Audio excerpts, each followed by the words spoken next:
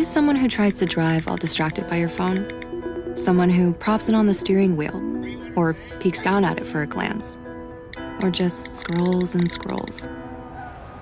If so, you could be the next person to get into a fender bender, get a ticket, veer off the road, or even cause a crash that kills you or someone else. Enough already. Put the phone away or pay. Paid for by NHTSA. 99X, Barnes and Leslie, talking music. We asked the question if you could go back to any concert in history. It could be any time, any year, any band. What would it be? 470-741-4999. Already some great answers. Let's see what's coming in. Hey, Morning X, who's this? This is Josh. Josh, you know what we're talking about. What concert would you go way back in history to see if you could? Okay, so this is actually a two-part answer because I thought about this a lot, and I'm still kicking my own ass 8 years later. Last time Soundgarden played Atlanta at the Fox Theater in May 2017, it was May 2nd, if I'm not wrong. I actually had a friend offer me a ticket, but I was seeing a girl at the time, and she wanted to hang out, and I thought, you know what, I'll catch Soundgarden next time. Never would have imagined we'd lose Cornell. But the other part of this answer, and I thought about this one a lot, the two bands that really influenced my life the most, that would be Alice in Chains and Temple of the Dog.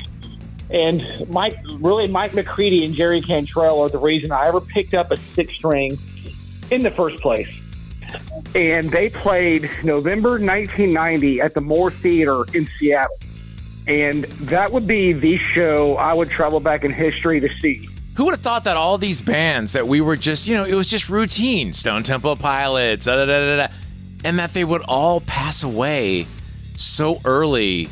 Who would have known that the music that changed the generation would soon, all the pioneers, almost all of them would be gone? I mean, it just blows me away.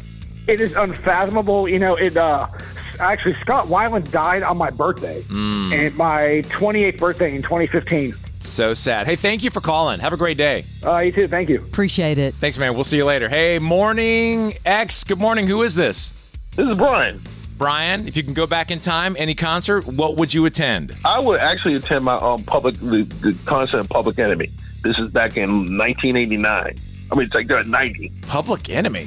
What's the reason? That was my senior year of high school. See, I'm an Army brat, so we were stationed in Germany. And like everybody in the States, when they go to spring break, they go to Florida, we go to Spain. Oh. And the day before we went to Spain, the Public Enemy concert, so it was like a 2-for-1. And I went there with all my high school friends, my classmates of that year that I still talk to this day. It was a very great experience. It's just one of those things you don't forget. I think I have the ticket around here somewhere in my house, but good luck on finding that. But I have one for you. Check this out. Here's a mind blown.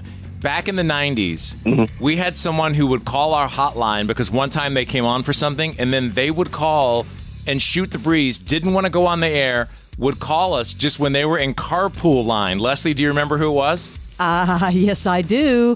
Mr. Chuck D. Chuck D. He did. Used to call us from carpool. He would be listening, and I don't want to go on the air. He would just be like, "What's up, Barnes?" It was so funny. Yeah. But that's a good one. Public Enemy in the late 80s. That's something to see. Mm-hmm. And you didn't miss it because Progressive Griff, that was right before the time before Professor Griff left. Yeah. So you got to see everything. They were just promoting Fear of a Black Planet. They just came out with Fear of a Black Planet with Welcome to the Terror Dome and all that. So you got to hear all of that. Yeah, that's great. Exactly. That's a good one. Thank you. Thanks for listening. Yeah, have a good day. You too. You take care. That's a good memory, Barnes, about Chuck D calling us. That was so weird that Chuck D would just call out of nowhere. Hey, Morning X, good morning. Who is this? This is Eric. Eric, any show back in time, what would it be that you would go to? Super Bowl with Prince.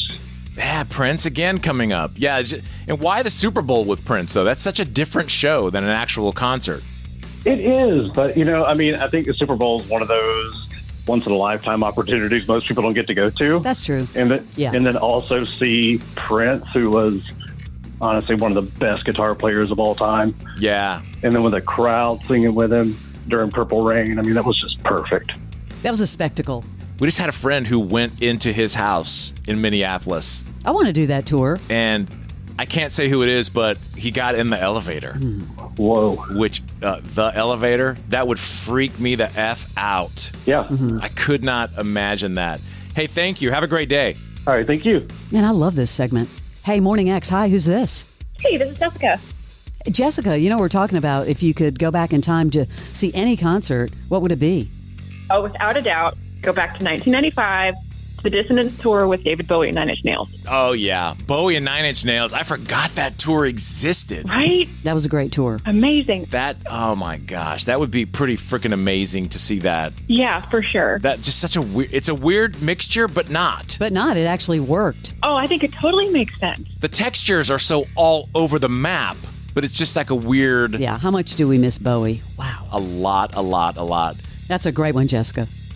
Yeah, thank you, Jessica. Have a great day. Yeah, you too. Thanks, guys. Bowie just made such an impression. Hey, Morning X, good morning. Hey, who's this? This is Katie Mallory. Hey, Katie. Katie, you got two first names. I like that. Katie Mallory. That's me. Katie, you know what we're talking about. If you could go back in time to any concert, what would it be? Oh, my gosh. So freshman year at the University of Georgia, I went, I guess that would have been 2002. I went to Music Midtown in Atlanta, and that was when I really fell in love with live music, especially alternative rock. You can't beat the lineup. It was Stone Temple Pilots, Incubus, Garbage, No Doubt, Bush, Hoobastank, Better Than Ezra, so many amazing artists, and I still smile thinking about it. Yeah, those lineups were insane. Was that the first year at that Federal Reserve Yeah, where was that? I don't remember. area? No, that was 94 or 95. I can't remember where it was, but I'm not going to speak to whether or not I was drinking since I'm not sure I was 21 yet. That was the best Music Midtown location, right there where the Bank Reserve building is now, or whatever, the Federal Reserve. That was Totally forgot about that. the backdrop of looking at Atlanta like that. That was just the best. I think that's why it made such an impression on all these bands that mention it still coming through today, playing those early days of Music Midtown. Hell yeah. Yeah, that's a good one. I would definitely go back to an early Music Midtown if I had more choices. And we had that 99X stage. Can you imagine like going back to that now? I mean, all those bands that played our stage. A couple 100,000 people right there. That was just amazing. Thank you very much. Oh, just person to person. It was awesome. Thanks, Katie. Thank you. Morning X, good morning. Who is this? James, James, what concert in history would you go back to if we could grant you that wish to go to any one of them? if I could go to any, it would be the first Lollapalooza. I think it would be the first Lollapalooza. Oh, So that's a unique choice. Who was on that bill? Jane's Addiction and who else? Yeah, Jane's Addiction. You had Violent Femmes. You had Ice-T, Susie and the Banshees.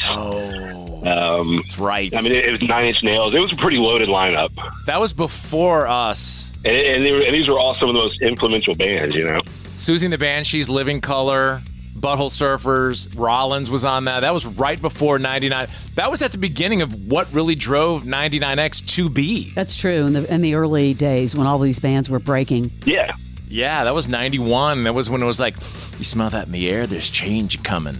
Right. That's a good choice. I can't believe no one has said that yet, to be honest with you. Well, you know, I mean, when you talk about history, you got like the Beatles at Shea Stadium, and you got obviously Woodstock and all these kind of songs, all these great legendary concerts. But that's one that just sticks with me. That's a good one. Thank you very much for listening to us. We appreciate it. Hey, thank you. Love those topics about music. So much stuff you forget about. We have to do this one again. I love this. This is 99X. It's part sports, We have football on the brain. part pop culture. Dennis Leary. True or false? You refuse to wear a glove with Mickey Mantle's signature on it for the movie The Sandlot. The Red Sox blood, the Bruins blood, they run deep. And in the best celebrity interviews. Robert De Niro here on The Rich Eisen Show. How are you, sir? Just got over a 24-hour virus. The antidote is to appear on The Rich Eisen Show. There you go. I would have just done it earlier. And you've got the Rich Eisen Show podcast. There is a medicinal quality to appearing on this program. Follow and listen on your favorite platform.